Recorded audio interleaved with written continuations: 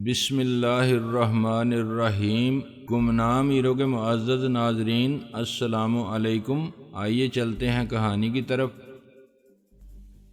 میں نے اپنی گاڑی بہت دور روک دی اور کمر کے ساتھ پیدل چل کے اس میدان تک پہنچا جہاں واقعی سینکڑوں جھونپڑیاں اور کچے مکان نظر آ رہے تھے۔ میرے اندازے کے مطابق ان کی تعداد 100-125 سے کہیں زیادہ تھی۔ کمر نے احتجاج بھی کیا تھا مگر میں نے اس کی ایک نہیں سنی۔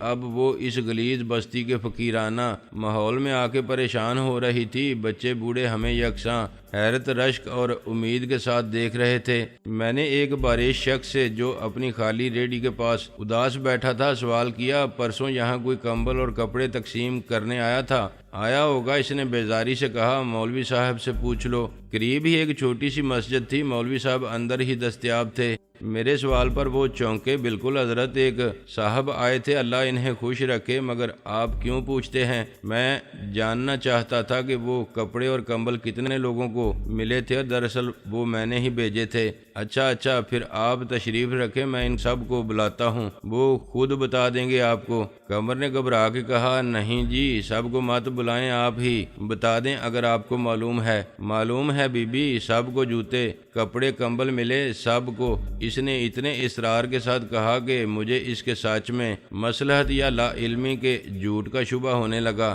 میں نے کہا، سب سے کچھ واضح نہیں ہوتا، آخر کتنے لوگوں کو سامان ملا تھا؟ ان کی تعداد وہ تو میں نے شمار نہیں کی، شاید کسی نے نہ کی ہو۔ سب اپنی اپنی باری پر آتے رہے۔ یہاں مسجد میں گویا آپ کی نگرانی میں سب کام ہوا تھا۔ انہوں نے فوراً تردید کی۔ شاہ عالم صاحب اللہ انہیں جزائے خیر دے، کسی کی نگرانی کے محتاج نہیں ہیں، اللہ سب دیکھتا ہے۔ میں نے کہا، پھر بھی آپ نے دیکھا تو ہوگا، آنے والوں کی تعداد کیا رہی ہوگی آپ کے اندازے کے مطابق؟ 10، 20، 100، 50 یا زائد؟ میں کیا عرض کروں، میں موجود نہیں تھا۔ یہاں یہ مرکزی جگہ ہے، اس لیے سب کو اطلاع کر دی گئی تھی۔ شاہ جی گھر گھر جا کے دستک دیتے یا نام لے کر پکارتے، ہر ایک سے سوال کرتے کہ گھر میں کتنے افراد ہیں۔ میں نے کہا، یہاں کے لوگ ایک دوسرے کو جانتے ہوں گے، آخر سب ایک ہی جگہ رہتے تھے پہلے کب؟ یہاں سب برسوں سے آباد ہیں، بہت سے لوگ اس جگہ پر قبضہ کرنا چاہتے ہیں، صنعت کار زمین پر نظریں لگائے بیٹھے ہیں، مگر شاہ جی نے کہا ہے کہ خبردار، جو کسی نے جگہ چھوڑی کوئی تمہیں بے دخل نہیں کر سکتا، اور کرے گا تو متبادل جگہ فراہم کرے گا۔ کروڑوں کی زمین ہے، LDA کے ساتھ مل کے مفت میں ہتھیانا چاہتے ہیں۔ یہاں کے رہنے والے آخر کہاں جائیں گے؟ میں نے قمر کی طرف دیکھا اور کہا، شاہ جی بالکل ٹھیک کہتے ہیں، اگر کوئی ہٹائے تمہیں تو تم کیس کر سکتے ہو۔ جی شاہ جی نے وعدہ کیا ہے، وہ خود وکیل ہیں اور ہمارا کیس وہ خود لڑیں گے، بالکل مفت، اللہ انہیں خوش رکھے۔ انہوں نے مجھ سے بھی کہا تھا کہ نئی آبادی میں مسجد کے لیے زیادہ بڑی جگہ ہوگی۔ باتیں کرتے کرتے انہوں نے اچانک ہانک لگائی، اوئے فیکے ادھر آ پتر۔ فیکا ایک مزدور ٹائپ جوان آدمی تھا، ہمیں مسجد میں دیکھ کے وہ ٹھٹکا۔ کیا بات ہے جی مولوی صاحب؟ فیکے یہ ہیں وہ سخی داتا جنہوں نے کمبل جوتے کپڑے بھیجے تھے، پرسوں شاہ جی نے تقسیم کیے تھے نا، یہ اسی کا پوچھ رہے ہیں۔ فیکے نے گڑے جیسا سر ہلایا، مجھے ملا تھا جی ایک کمبل، اس نے کہا، اور پھر خوف زدہ ہو کے رک گیا، یوں جیسے اس کے منہ سے وہ بات نکل گئی ہو جو اس کو نہیں کہنی چاہیے تھی، لیکن اس نے فوراً اپنا بیان بدل دیا۔ ایک نہیں جی، مجھے 5 کمبل ملے تھے، میرا بیوی کا اور 2 بچوں کا، ایک ماں کا۔ اب مولوی صاحب اسے پر ملامت نظروں سے گور رہے تھے اور میں اس کی بوکھلاہٹ سے محظوظ ہو رہا تھا۔ بے خیالی میں وہ سچ بول کے پشیمان تھا۔ اس کے کھوکھلے لہجے اور جھوٹ کے مجرمانہ اناڑی پن کو قمر نے بھی محسوس کر لیا تھا۔ لعنتی آدمی، جا دوسرا گواہ بھیج دے، مولوی صاحب نے کہا، اور پھر مجھ سے مخاطب ہوئے، جلا ہے جی، دھیان کہیں ہوتا ہے، بات کچھ اور کرتا ہے۔ میں نے کہا، مجھے مزید گواہ نہیں چاہیے، لیکن اس وقت تک دوسرا گواہ حاضر ہو چکا تھا۔ اس نے زیادہ سکون اور اعتماد کے ساتھ بتایا کہ اسے 7 کمبل ملے تھے، اسی حساب سے جوتے اور کپڑے، میاں بیوی، 4 بچے، ایک باپ۔ ایسا لگتا تھا وہ پہلے سے حساب دینے کے لیے تیار تھا۔ 1 گھنٹے میں 10 افراد میرے سامنے آئے اور انہوں نے فر وہ جوابات سنا دیے جو ان کو رٹائے گئے تھے۔ اگر یہ سلسلہ اسی طرح چلتا رہتا تو شام ہو جاتی اور مجھے پھر بھی کچھ معلوم نہ ہوتا۔ بعد میں انہی کی بیویاں، مائیں اور بہنیں برقع پہن کے آ جاتی، بھائی یا باپ آ جاتے، سب ایک ہی بات کہتے۔ میرے پاس تصدیق کا کوئی ذریعہ نہیں تھا۔ ایک گھر کا صرف ایک فرد حساب دے رہا تھا یا وہی حساب دینے کے لیے گھر کا ہر فرد آ رہا ہے؟ کمر پریشان ہو رہی تھی اور خود میرے لیے یہ صورتحال انتہائی ناپسندیدہ تھی، مگر مولوی صاحب مجھے بخشنے پر آمادہ نہ تھے۔ ایسا لگتا تھا میرا شک کرنا انہیں برا لگا تھا اور ان کے نزدیک امداد دینے کے بعد اس کا حساب طلب کرنا گناہ کبیرہ سے کم نہ تھا۔ بالآخر میں نے یہ سلسلہ سختی سے روک دیا، اس کا کوئی فائدہ نہیں، ایسے کبھی معلوم نہیں ہو سکتا کتنی امداد تقسیم کی گئی تھی۔ آپ لکھتے جائیں نا حضرت، ہر شخص کا نام، اس کو دی جانے والی امداد کی تفصیل، پتے تو نامکمل ہیں، نہ گھروں پر نمبر ہیں اور نہ گلیوں کے۔ میں نے کہا چھوڑیے یہ سب، مجھے یہ بتائیے کہ اس آبادی میں کتنے گھر ہیں اگر میں کچھ اور سامان بھیجنا چاہوں؟ اس نے کہا گھر ہوں گے 250 کے لگ بھگ۔ میں نے کہا مجھے کہیں کہیں بجلی کا کنیکشن بھی نظر آ رہے ہیں، پانی ہے یہاں 8-10 نلکے ہیں حضرت، کمیٹی نے لگائے تھے، سب وہیں سے پانی بھر لیتے ہیں۔ کب لگائے تھے؟ 3 سال پہلے۔ بجلی غلام رسول دیتا ہے، اس نے 7 سال پہلے پکا کنیکشن لیا تھا، اب جسے ضرورت ہو اس کے تار لگا دیتا ہے، ہر گھر سے 50 روپے ماہانہ لیتا ہے، آدھے بجلی کے محکمے کو چلے جاتے ہیں۔ میں نے ایک ٹھنڈی سانس لی۔ یہ مسجد کب تعمیر ہوئی تھی؟ 7 سال قبل حضرت، جب یہاں چند گھر تھے۔ میں نے کہا میرا خیال ہے ہم غلط جگہ آ گئے، شاہ جی نے ہم سے کہا تھا کہ 100-125 گھرانے ہیں جن کو رابی سے ملحق زمین خالی کرانے کے لیے بے دخل کر دیا گیا۔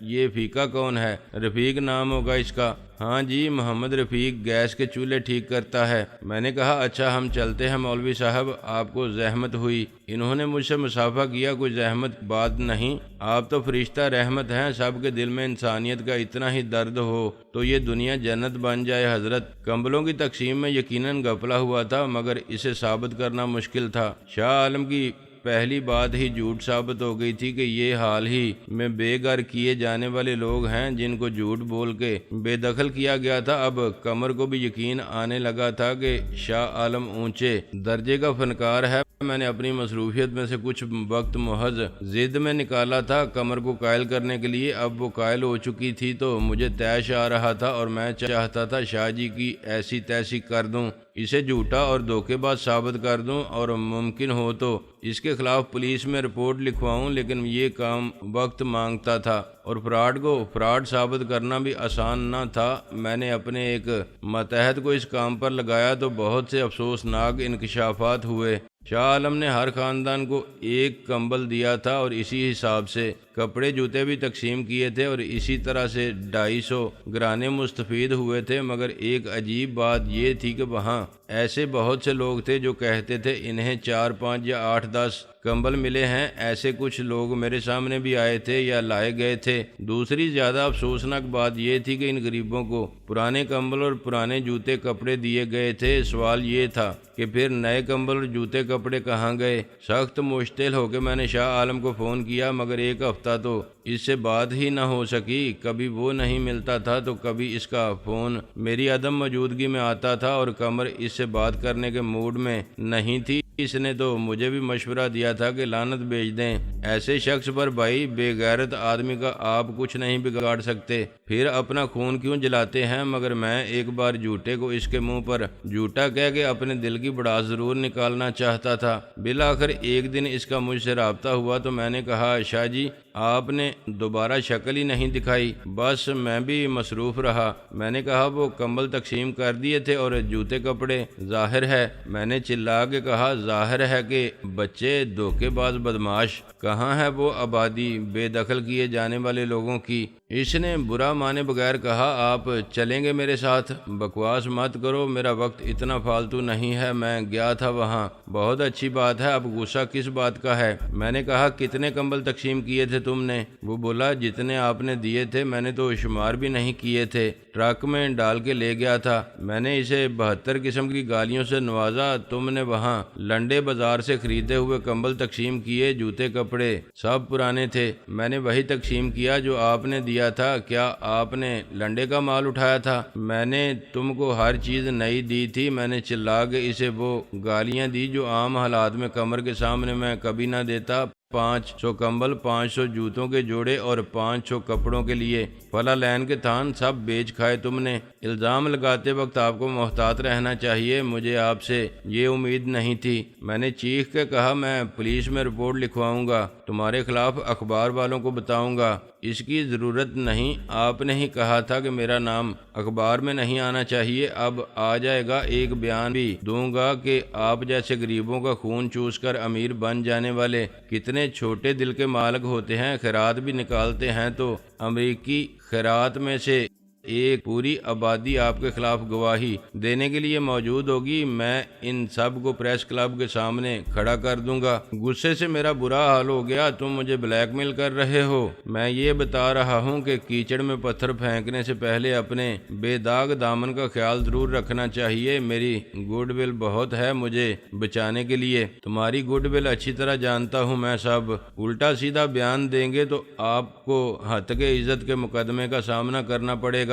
پولیس کے پاس آپ کیا لے کر جائیں گے؟ کاغذ کے وہ پردے جو رسید کہلاتے ہیں، یہ ثبوت کہاں سے لائیں گے کہ وہ سب سامان آپ نے مجھے ہی دیا تھا؟ کوئی رسید لی تھی مجھ سے جب سامان میرے حوالے کیا تھا؟ میری تو آپ سے ملاقات تک نہیں ہوئی تھی، میں نے فون کیا تھا اور آپ نے وہ پرانا سامان میرے گھر بھیج دیا تھا۔ شرم آنی چاہیے آپ کو۔ میں نے ٹیلی فون کو اٹھا کے زمین پر دے مارا، غصے نے مجھے پاگل کر دیا تھا اور کمر بہت ڈر گئی تھی۔ دوسری طرف وہ خبیث بڑے سکون سے تھا اور مجھ سے ایسے بات کر رہا تھا جیسے میں پرلے درجے کا احمق ہوں اور اس کے مقابلے میں بہت گھٹیا آدمی ہوں۔ وہ الٹا مجھے شرمندہ اور ذلیل کر رہا تھا اور مجھے دھمکیاں دے رہا تھا۔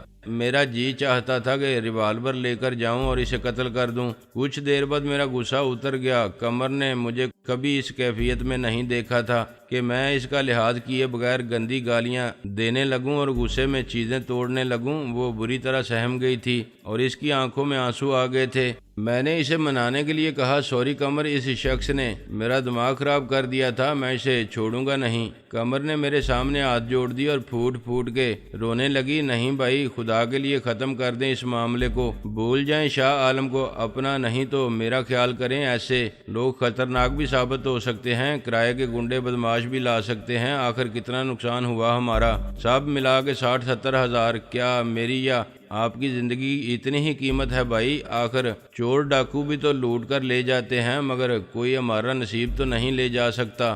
اپنی نیکی کا ثواب آپ کے حساب میں لکھا گیا، برائی اس کے کھاتے میں گئی، اب اس کے ساتھ برائی کر کے کیا ملے گا آپ کو؟ غلطی میری تھی کہ میں نے آپ کی بات نہیں مانی تھی، وہ باقی فراڈ تھا، میں مان لیتی تو یہ سب کیوں ہوتا؟ میں نے اس کے ہاتھوں کو پکڑ کے چوم لیا، اس کی آنکھوں سے آنسو صاف کیے اور اس کے سر پر اپنا ہاتھ رکھا۔ میری گڑیا، میری جان، تو کیوں روتی ہے؟ روئیں تیرے دشمن، چل میں کچھ نہیں کروں گا تیری قسم۔ شاہ عالم کا دھندا اسی طرح چلتا رہا۔ اگر وہ 100 افراد سے امدادی سامان لیتا تھا تو ان میں سے 10 ایسے ہوں گے جو پہلے تصدیق کرنا چاہتے ہوں گے، 10% یہ کام خود کرتے ہوں گے یا اپنا آدمی ساتھ بھیج دیتے ہوں گے۔ ممکن ہے 10% ذاتی پبلسٹی کا شوق بھی پورا کرتے ہوں، ایسے لوگوں کو پوری طرح مطمئن کر دیتا ہوگا، لیکن 70% معاملات میں لوگ اس کی نیک نامی پر بھروسہ کرتے ہوئے سب کچھ اسی پر چھوڑ دیتے ہوں گے۔ میری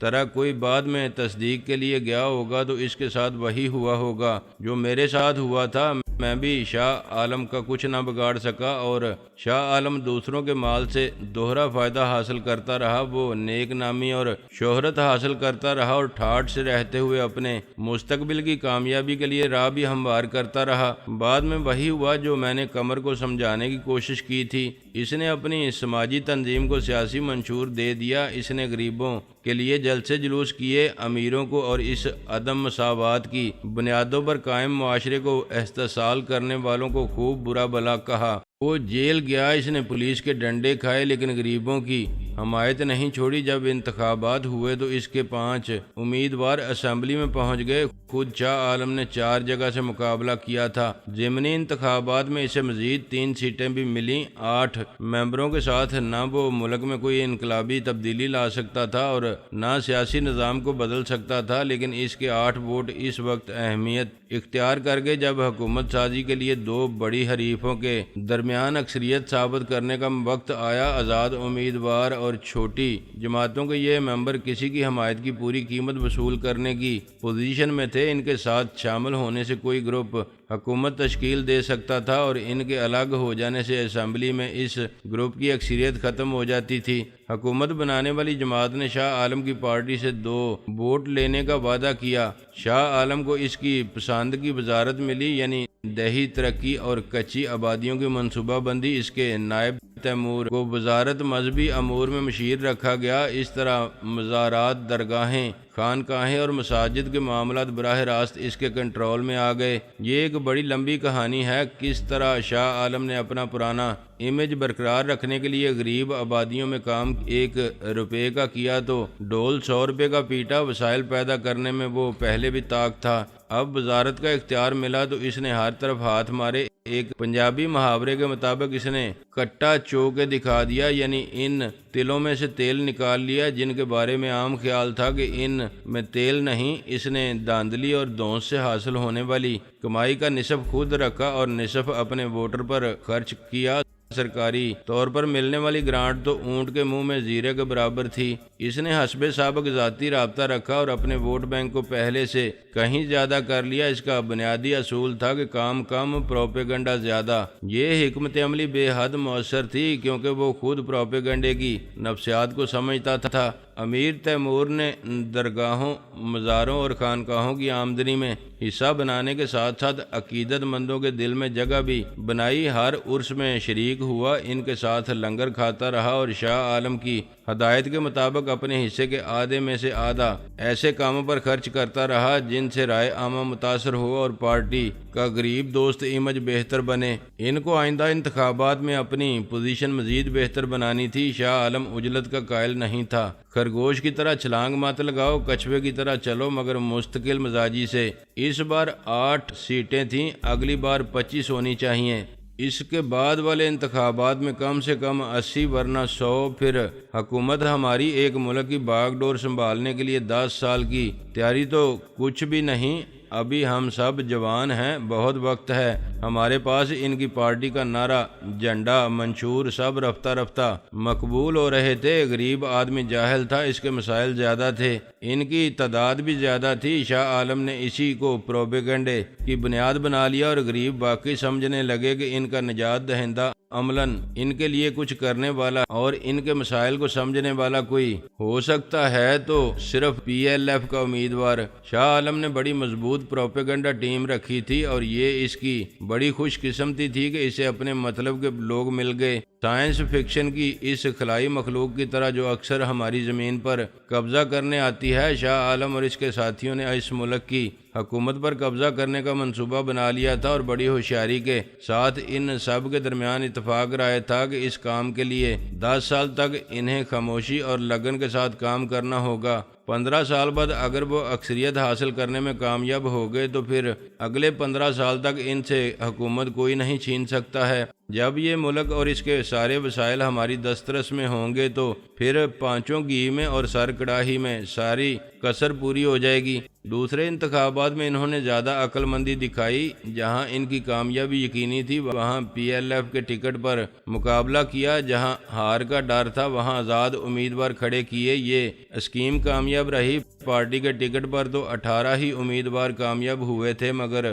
آزاد امیدواروں میں ان کے 6 آدمی تھے۔ بعد میں 4 امیدوار دوسری جماعتوں سے اختلافات کے باعث پی ایل ایف میں شامل ہو گئے۔ 28 سیٹوں کے ساتھ شاہ عالم نے ریس کا دوسرا مرحلہ بھی جیت لیا۔ اب تیسرا فیصلہ کن مرحلہ آ رہا تھا۔ صرف 1 سال بعد شاہ عالم کو اکثریت کے ساتھ حکومت بنانے کے لیے 80 اور 100 کے درمیان سیٹوں کا حصول یقینی نظر آ رہا تھا۔ جو ایوان میں 80 سیٹیں رکھتا ہو اسے خود بخود چھوٹی جماعتوں کا اور آزاد امیدواروں کا تعاون حاصل ہو جاتا ہے۔ شاہ عالم صرف 1 سال بعد وزیر اعظم بننے والا تھا۔ اس کے بعد میرا نمبر تھا۔ اس کا فیصلہ میں نے 7 سال پہلے ہی کر لیا تھا۔ شاید اس سے بھی پہلے یہ خیال میرے ذہن میں موجود تھا۔ میں نے اپنے خواب کو اپنی منزل بنا لیا تھا، لیکن میں نے اس خواب کو بھی 7 پردوں میں چھپا رکھا تھا۔ چرانے والے دل چرا لیتے تھے، سونے والوں کی آنکھوں سے کاجل بھی چرا لیتے تھے۔ مجھے ڈر تھا کہ کہیں وہ میرا خواب بھی نہ چرا لیں۔ میں نے اس ملک کی سیاست دانوں کے طریقہ واردات اور ووٹروں کی نفسیات کا بڑے غور سے مطالعہ کیا تھا۔ میرے سامنے شاہ عالم کی مثال تھی۔ مجھے یقین تھا کہ یہ دیوانے کا خواب نہیں، ایسا ہونا ناممکن نہیں۔ میرا کوئی سیاسی جماعت بنانے کا ارادہ نہیں تھا۔ یہ راستہ بہت لمبا تھا اور غیر یقینی۔ ہر گزرتے ہوئے دن کے ساتھ عوام کا سیاسی جماعتوں اور ان کے قائدین پر سے اعتماد اٹھتا جا رہا تھا۔ یہ بہت محنت طلب کام تھا اور تیزی سے بدلتے ہوئے سیاسی حالات میں طویل میعاد کی پلاننگ لا حاصل تھی۔ آج کوئی اینٹ خود جوڑ کے محل کھڑا کرنے کی سوچے تو اس کے عزم اور مستقل مزاجی کو پاگل پن کا نام دیا جائے گا۔ یہ اتنا ہی ناممکن ہوگا جتنا حق حلال کی کمائی سے روپیہ بچا کے کروڑ پتی بن جانے کا خواب۔ ہاں، فی زمان ایسا ممکن تھا کہ محل کوئی اور بنائے اور میں اس پر قبضہ کر لوں۔ آخر کرایہ دار بھی تو مکانوں پر قابض ہو ہی جاتے ہیں۔